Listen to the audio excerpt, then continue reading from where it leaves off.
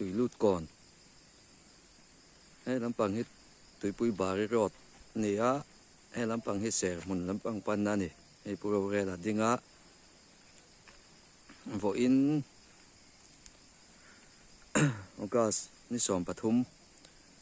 son hu dar ni le dar thuma cái chép to ai zol chẳng cần hot ha công về han lak rồi rồi kan han tu mani bike in kan kala ti thenge ma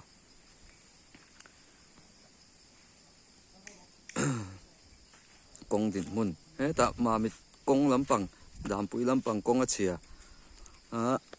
mina oma wangin he lắm bằng west pai de nga chang tui lut kon lắm bằng a kalin chu ten chung wa công hi nge an don ni kan kal to na chin pai leng lắm bằng sem sem ma chu he lắm bằng he an hung lắm bằng ania hi chu a thavi wa công pa ngai ta kania kan ma ba ki nge ni kan en donia kan kalta ne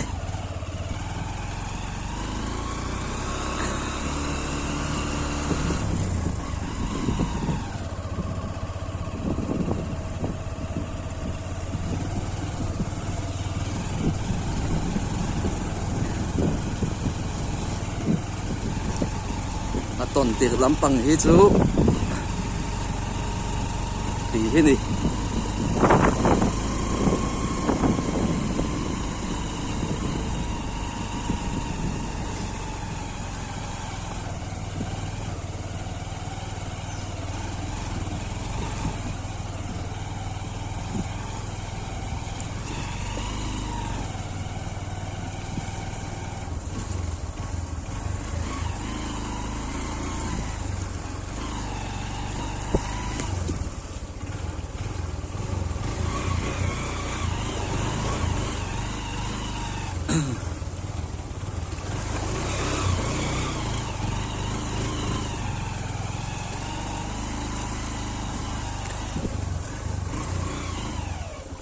đại phúc anh mới đại phúc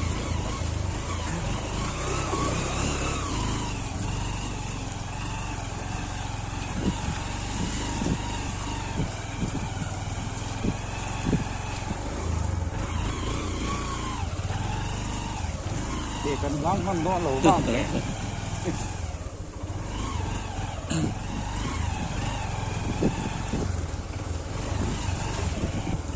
làm anh cần cắt lạc lỏng điện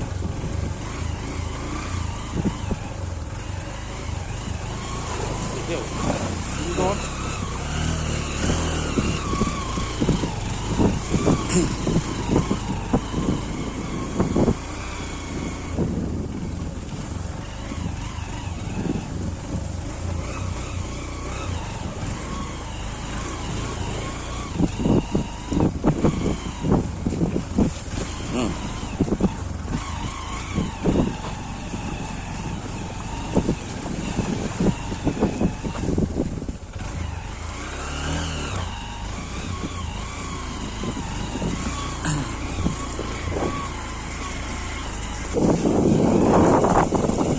hiện lại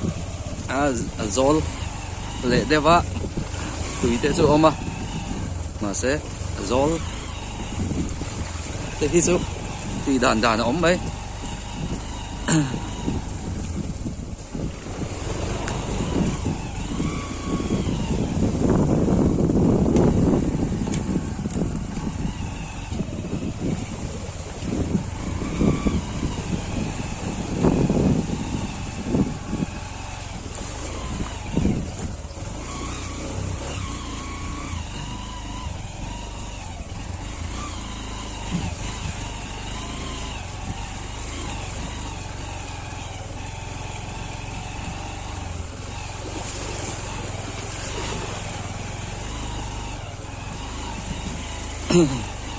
các hình đàn tại thế sẽ là thàn bùn vẹo cắn khen chậu mát cho tiếng hết cho ní đâu rêu rêu mẹ lá tuần hai cả căn là va đi cùng mà các căn là nè xuân rôm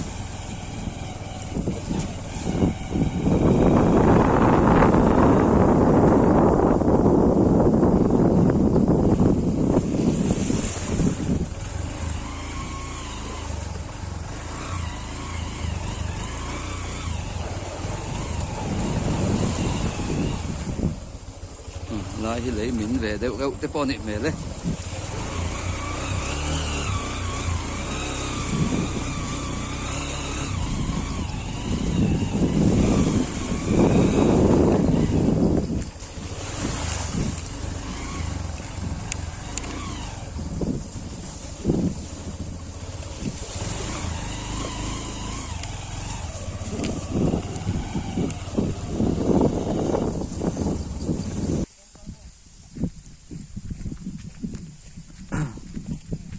balupur motor này tang này xin khan km mẹ lúng ăn ta khan sẹt muốn cho cái kem sổ mà la cái nấm này ôm tất cái này lem xuân hay xét đó cái cල් tê xét đó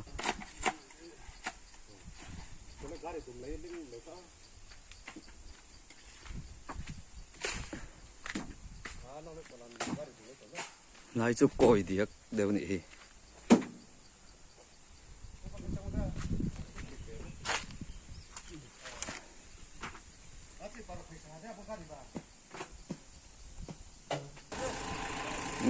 nằm suốt đó này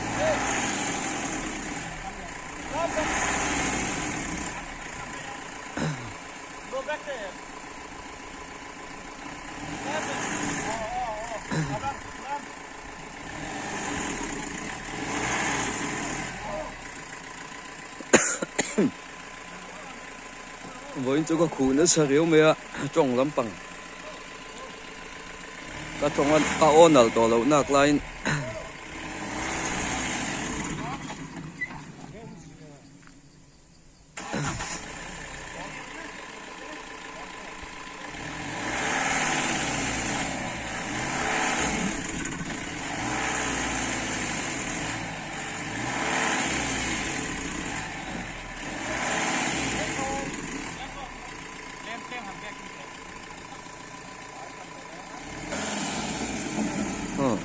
chua kép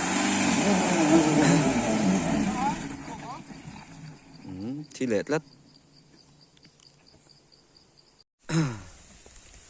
lại pick up đang nghĩ anh tỷ bùi dưới mà sẽ cắn tỷ lệ thế đó cá chụp đây hay rồi ra làm anh nòng câu đó này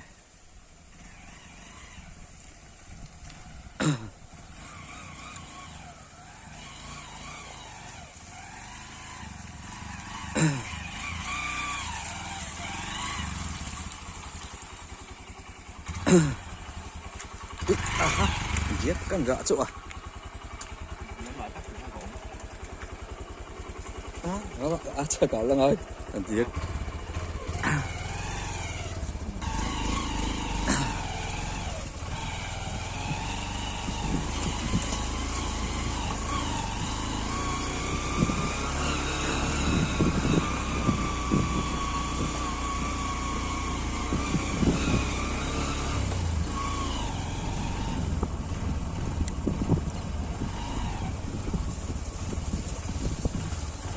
min tên ni dàn lâm bằng tên vừa tới phò su đi về mẹ lá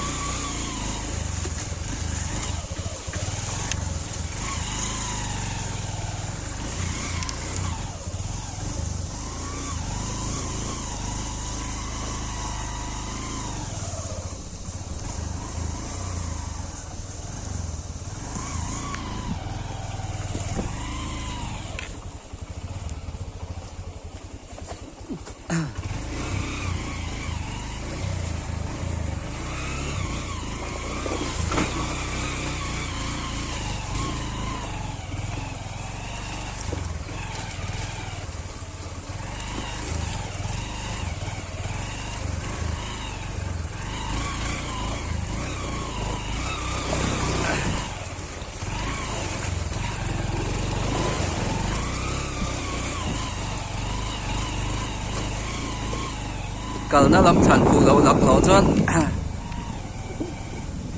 để là mà cờ thút thèn á thì ngon thấy chuyện gì là vậy.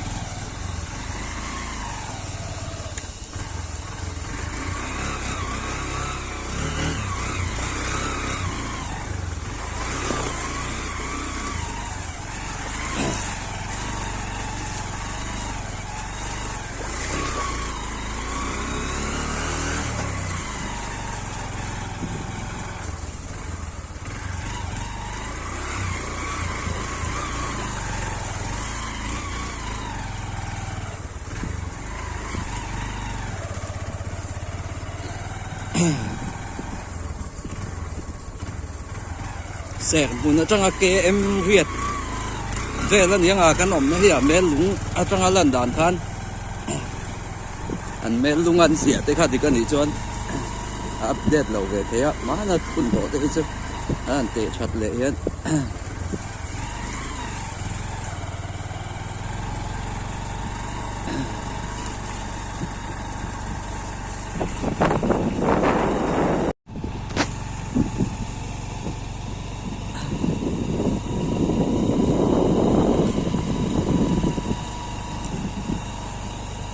Công chúa nó hẳn lạc vết cả buổi chắc đấy ạ.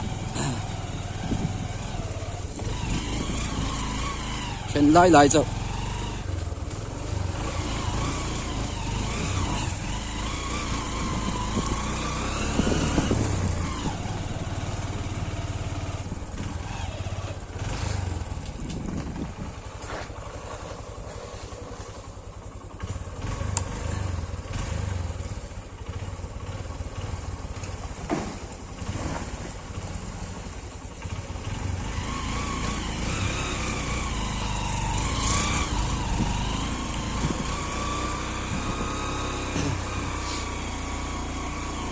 ตัวริกซอเตปะก็เลยลอง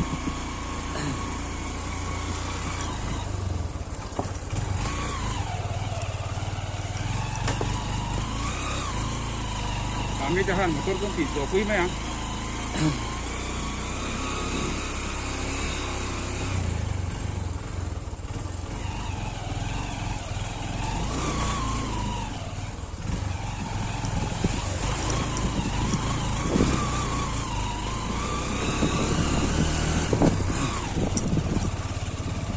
Bike khal tu pro re là hi driver ka rồi anh ạ cả lắm họ lắm in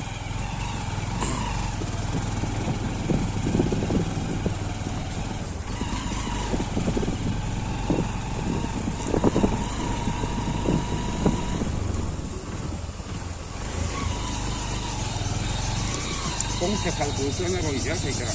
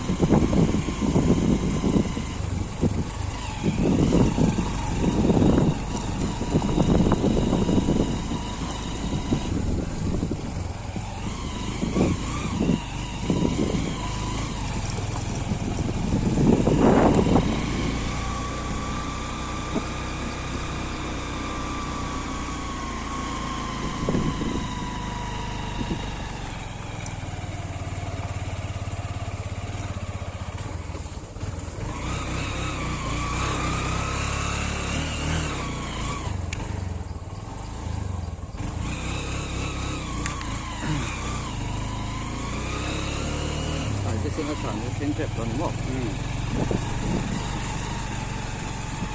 Tại cái sinh sản hôm na sinh trẹp đó chắc đều lóc khi này đó nè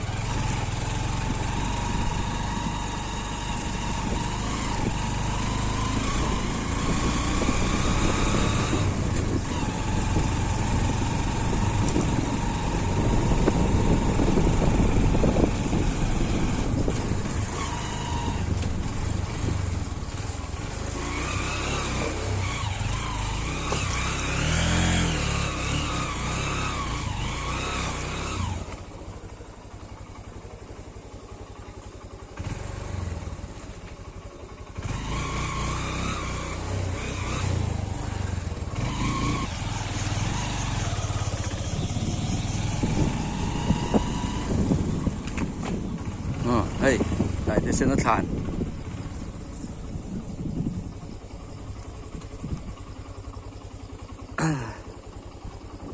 gió lốc đón cái thế sẽ nó thàn nó trong á sẹt mùn pan nó lắm anh đi về thung tụi nó mới hi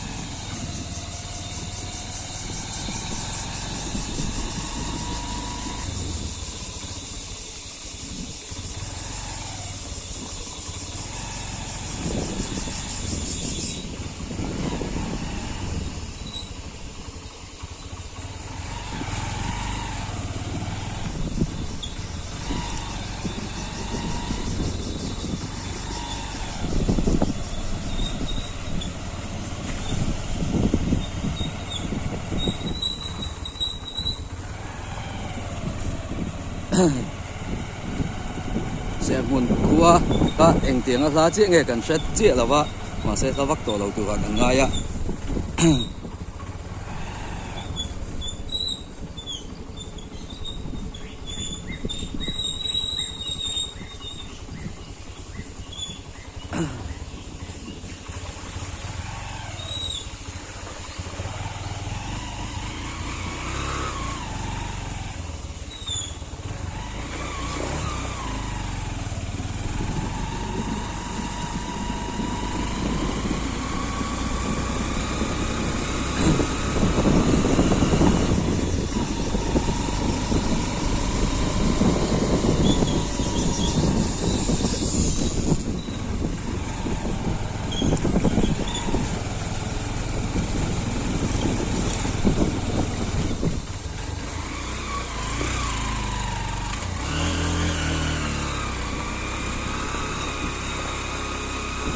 số mà gì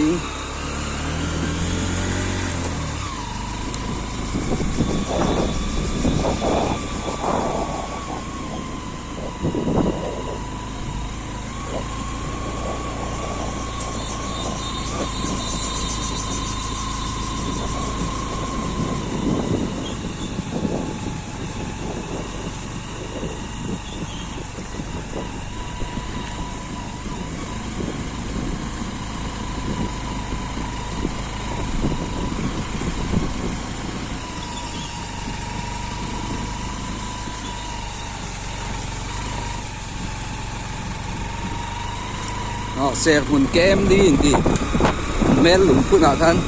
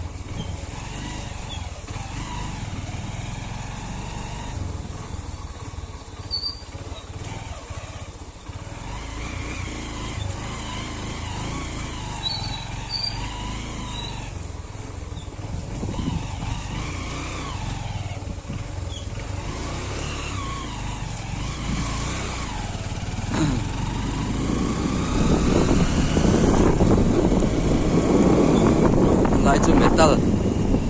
khóc khen to mà sẽ là nua là mà sẽ ăn nal mel te kan tia pat ek deu go deu mo angin